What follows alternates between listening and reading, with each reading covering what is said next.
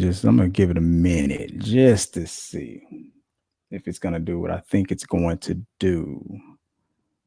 Let me just refresh this right here and see if it's going on there. I think it is. I think it's like, yeah. So, hey, okay. So prepare yourself, guys. This is Chris with T3 Medias, and just want to. I'm just doing a live stream through StreamYard for the first time because I wanted to test it out. So the graphics on here is going to be different from what like people are used to. So I've never used StreamYard before, and I want to familiarize myself with it because it seems like it's where everybody else is going. It's so far so good. The couple of YouTubers have already put me onto this and said, yeah, this is the one to use. It's a good alternative to Google Hangout. Now that Google Hangout is no longer being used in the YouTube settings, which is weird. I don't mean, wasn't hurting nobody, so why would you stop using it? So I don't know, but it is what it is. Look, I just got through using StreamYard for the first time on another person's channel. I want to give a shout out to Craig, the tech guy. I don't know if he's still live right now, but over there on his channel.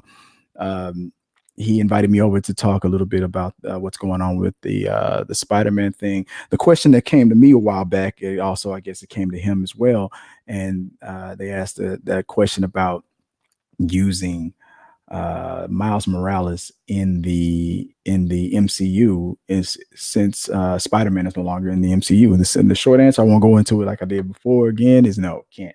Sony owns Miles Morales's film rights as well. Let me just double check something real quick to make sure, because like I said, this is my first time. This is my first time using uh, StreamYard, but it seems like so far so good. I'm gonna let me pop this out because I don't know if I'm going to miss anything if anybody sends a question in. So hopefully, if it comes through here, it'll come through on this little box too. So maybe I should pop that out just in case. Because like I said, I've never used StreamYard before, but I'm trying to familiarize myself with it. I need to I need to talk about a few things that's going on out there, just a little bit, just while I'm using this for the first time and getting familiarizing myself with this whole thing and seeing what it is. Um, but let me break some things down for. So I guess this is going to be like a little bit of a Saturday Night Live. So Saturday Night Live, they just released the information of who's coming back to SNL, and everybody thought that Keenan would be gone because he's been there since what 2003. I think he's going for an official 20 years. I think he's going to do 20 years at SNL, and then he's going to call it and move on. I don't know if he's getting movie gigs or if he's doing production. He's probably, if I was a betting man, he's probably also producing behind the scenes. He's been there for so long. Obviously, the powers that be like him, and he's doing something right. So even if he's not on camera, I think he'll be there for a while. Also, is it Kate McGinnis? She's also re-upped on her contract, so she'll be back. Has left is Leslie Jones, and says Leslie Jones is going to be doing a Netflix special. I wonder if it's going to be on a sketch comedy style kind of a thing. Let me look it up real fast. Leslie Jones. Let me look. Let me just say Netflix and see what that comes up. Because I think I heard it was the Leslie Jones to host a supermarket sweep reboot of Fremantle with multiple networks. Leslie Jones now returning to Saturday Night Live. Leslie Jones leaving Saturday Night Live after 5 seasons. And I mean, I don't blame her. If she's got other opportunities, that's great. Leslie Jones Netflix stand-up comedy special is announced. So that's what's going on. So, but with all the heat that she's been doing, putting herself under, and what's been going on with her as far as the Ghostbusters thing, it's probably time. If I was to put anything, if I was a producer and I wanted to back Leslie Jones in anything, her ability to react, like what Seth Meyers did on his show and on his YouTube channel, doing that Game of Thrones recap or live reactions, things like that. Leslie Jones should be doing that for all TV, maybe all the TV shows that she likes and whatnot, and the news that she wants to cover.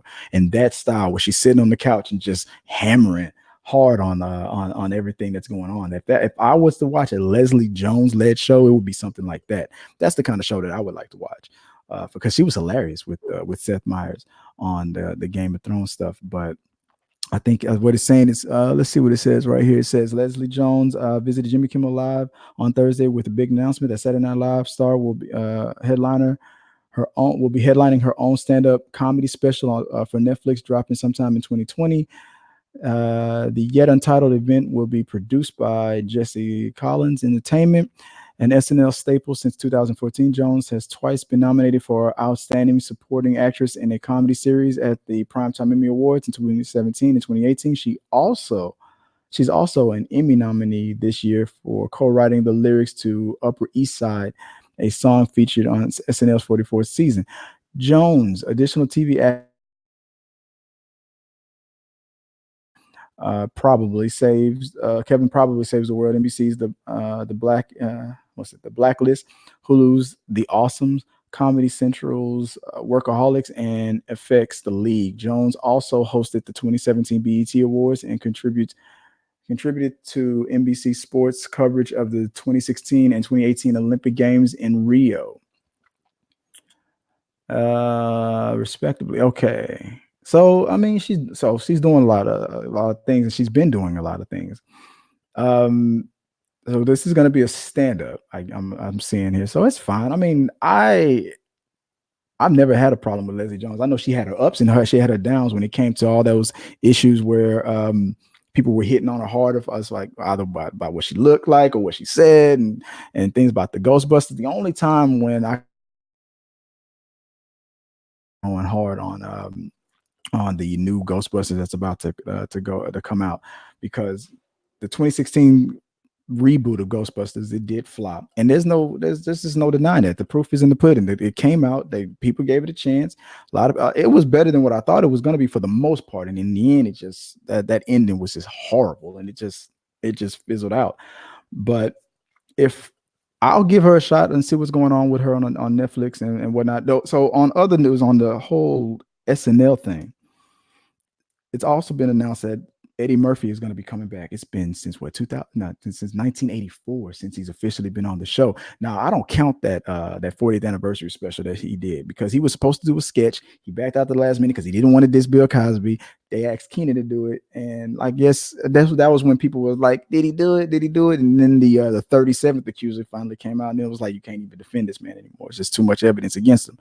So now there's like an Eddie Murphy comeback buzz that's going on out there, that since now he's about to come out with Dolomite Is My Name. He's got Coming to America 2 coming out. I'm happy that James Earl Jones is about to be on that mug. I can't wait to see that. And now he's hosting Saturday Night Live again. He's the first, I think is still the only SNL actor to be a regular cast member and host at the same time. That had to been awkward back in the writing room. Dude, you work right here with us, and now you over here telling us what to do. It had to have been funny, but he was undenied. He couldn't be denied, and I'm sure he's going to bring that up, because I don't think anybody's ever done it since. And if there's anybody that could do it and should do it, it should probably be Keenan. I think he should be hosting. He should host the show while he's a regular cast member. I think he could. I think he should, because I want them to bring back that What Up With That, because I missed that sketch.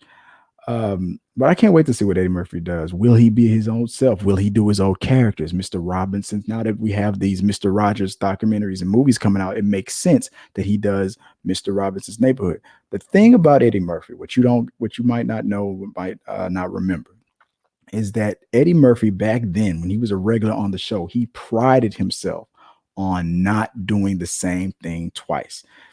He did, I think, Mr. Robinson's Neighborhood a couple of times, but I think he only did Gumby once. I think he did a lot of his stuff once. Buckwheat, I think that was only one time. He would do these characters and only do them one time.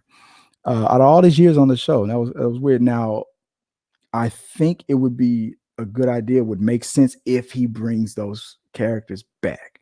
But he's probably going to do a lot of new stuff. To me, it would make sense to bring back the classic stuff because it's been so long. It's been so many years since Eddie Murphy's been on Saturday Night Live. It's probably better to remind people because he's not going to be able to go as hard as he used to be able to back in the 80s. So he's not going to. We're not going to get Eddie Murphy raw. We're not going to get Eddie Murphy ridiculous. He's. Not, I don't even think he's that person anymore. So what? So the best way to kind of do it without doing it is for. I think he's going to bring back those characters. Mr. Robinson's Neighborhood is the one I'm looking for because that to me makes the most sense with everything's going on with Mr. Rogers' Neighborhood. Mr. Robinson was too funny. It's like, how do we answer the phone? Should no, the door. There's a knock at the door. How do we answer the door? Who is it? Like, this is true. When you live in that neighborhood, yeah, that's how I answer the door. Who the book you want? Who is it? Because you thought it was actually because you thought it was the landlord. It's Mr. Landlord. Can you say scumbucket? It was it was too funny. So if you haven't checked out Mr. Robinson's Neighborhood, go check that out because not only is Eddie Murphy coming back with these two new movies, Coming to America 2, you got Wesley Snipes coming back. He's going to be on there. What's up, Craig? I see you. Oh yeah, I see you up there. Appreciate you. I'm doing, like I said early on this video, I'm testing it out. I'm trying to see what StreamYard is about and how it works. I'm liking it so far. I just got to get used to it. So now that you put that on here, let me see if I can. So okay. So it's as simple as just highlighting it and clicking it, and there you go. Now you guys can see what I see. Do you see what I see? Okay, so there you go. So man, it is very easy. I like this. This is a very, very good service, man. I appreciate you. And there was one other lady that put me onto it, but you were the first person to introduce me to it officially.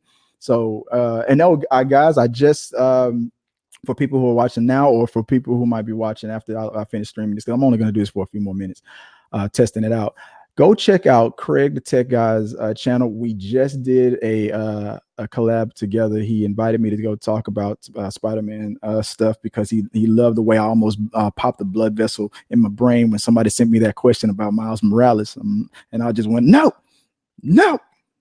Sony has the rights. Miles Morales you cannot have a Miles Morales movie in the MCU because Sony has the rights to all the Spider-Man stuff. So you're just gonna, what did I say? You're just gonna have a half black, half Puerto Rican kid just walking around saying, "Hi, I'm Miles Morales," and nothing happens. And so that's the only thing that movie is gonna be about, and that would be lame. So, and you couldn't say Miles Morales either. Sony owns. You gonna see? I just did it again. I was about to go off on the rant. I had to check myself. What's up, man? I appreciate you, and go check that video out. I think you already wrapped up. I'm sorry that I dragged the time out. I heard you at the end before I started testing this out. You say we went a little over. Chris can be a little long-winded, but I guess he doesn't. And yes, I had to cut him off at the end because he just wouldn't shut the hell up. But it was all good. No, I'm just playing. But I apologize if I went over too much. But I appreciate you. Appreciate you having me on there. That was fun, and I can't wait. I'm going to invite you on the channel as well, or the podcast, and see what we can talk about. But like I said, right now I'm just testing it out and just talking about a few things that hit me up this morning as I was taking the kiddos to school and whatnot. But the last thing I'm going to talk about, since we're talking about Eddie Murphy and things like that, stand-up comedy and his history. Oh, no. I was about to talk about how Wesley Snipes. So Wesley Snipes is in Dolomite Is My Name, and he's also going to be in Coming to America, which, if I was a betting man, I would think that he's probably going to be maybe an antagonist from Zamunda, something like that. That's something I think that would make sense to me. Or maybe I don't know, if they bring back McDowell's and all that other stuff, I don't know what it could be, but I feel like for some reason there's going to be a protagonist situation going on with Wesley Snipes. Like him and Eddie are going to get into it, like he's going to be the main threat, and it's going to be too funny if that's what's going on. So it looks like I don't need this because I'll see all the comments right there. Okay, so yeah, man, this StreamYard thing is pretty nice. And the last thing I just wanted to talk about. So me and Joy, we were watching Netflix before we went to sleep there, right? And I was like, what? Dave Chappelle just dropped his latest stand-up. So let's see what's going on with that. And boy, you see, The thing about Dave Chappelle lately is he does this preemptive strike.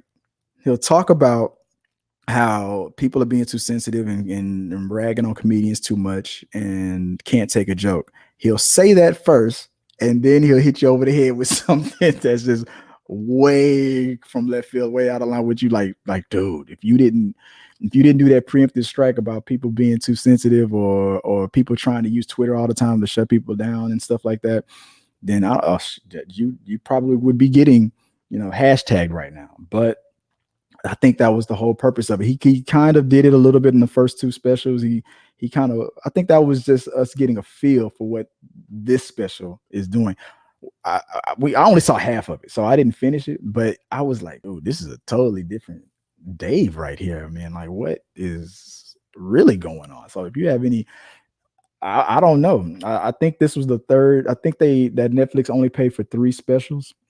He already got his money. He's gone. So I feel like maybe if this was the last one, I feel like Dave is like, well, yeah, I'm gonna hit him. Yeah, you didn't like me in the first 2. You really gonna hate this, because what he's doing is he's attacking that whole mindset of Twitter, that you're gonna look at somebody's life, something that they did years ago, and a lot of things that we've done and anybody has done in history is not going to age well.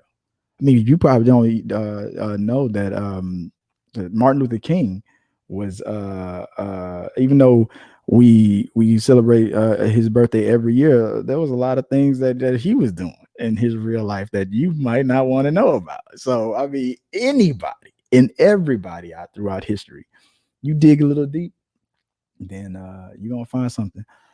I don't think that's gonna last. I'm hoping that whole I don't like it. I don't like the fact that you said that in 1926. So I want his whole or her whole legacy stripped away and stuff like that. I don't think that really makes sense. Like he used Michael Jackson as the example. Uh, and what people need to do is they need to disassociate the man and the music. If Michael Jackson is guilty of what he's accused of, if he did those things, then yeah, then Michael Jackson himself is the monster. But like Bill Cosby is the monster. I'm not going to say I hate Dr. Heathcliff Huxtable. And yes, right? Technically, you just did. Cool stuff. No, I'm playing. No, anytime. That's what this is. That's what this is going to be about. Like I said, this is me testing StreamYard and getting used to. So what you guys are really doing for me right now is just helping me get used to the controls and whatnot. But that's what I'm going to use this for. Just like what the way Craig had it. I'm trying to crack the code. I'm trying to get this all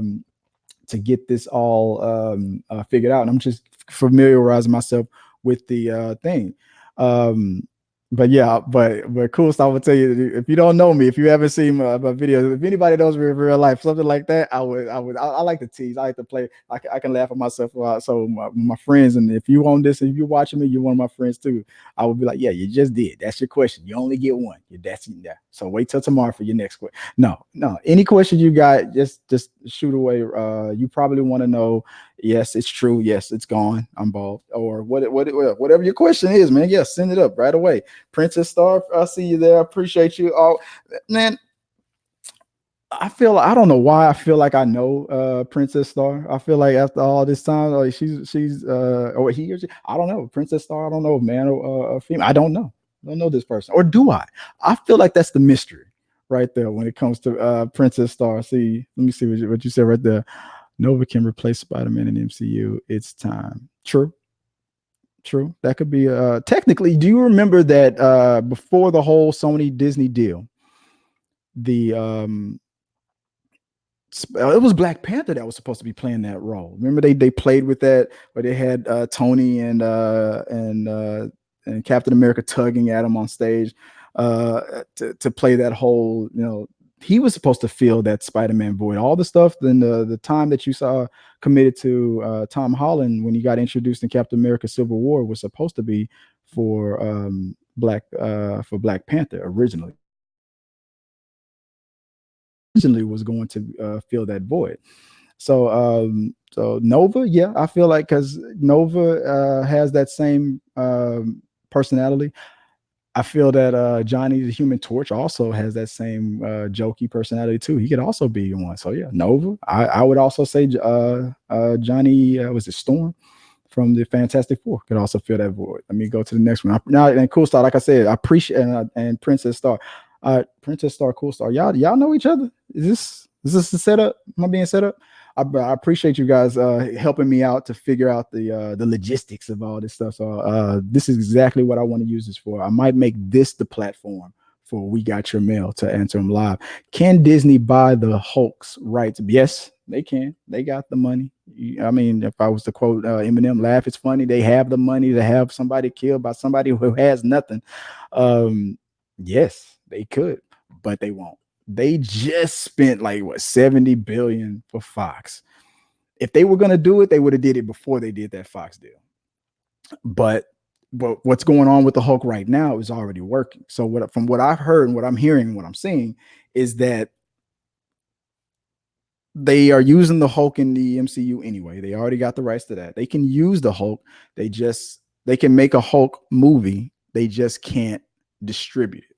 That's what that's where the rights have gone for that. They have the right to put the Hulk on camera, but they don't have the distribution rights to a Hulk film. So when Disney, or at the time when Marvel, and who has it now? Is it Universal still, or is it Paramount? One of those two who has it. So if a Hulk movie was to get made, um, then they would have to make the movie and hand it over to that studio that has the rights to it, and they're the ones who will send it out to the theaters and this and that, and they're getting the majority of that money, and then they will probably give a little bit back to Disney, and Disney's like no, because Disney is a distributing company as well. They're not going to make a movie and not distribute it. Warner Brothers is not going to make a movie and not distribute it. So that's what they're waiting for. And I'm guessing that the rights to that is different from the the right to make a movie. Like if you sold your rights to like Sony for Spider-Man, like the clause says that if you're not in production of a new Spider-Man movie within a certain amount of years, the movie will lapse and come back to Marvel, like the way Daredevil did, the way Blade did, I think, or did Blade get sold? I think it did. But I guess distribution rights is different. I guess it's a lifetime thing because I've heard nothing about Disney bleeding out the clock and then getting those rights back. So it's just about the distribution. It's not about anything but that.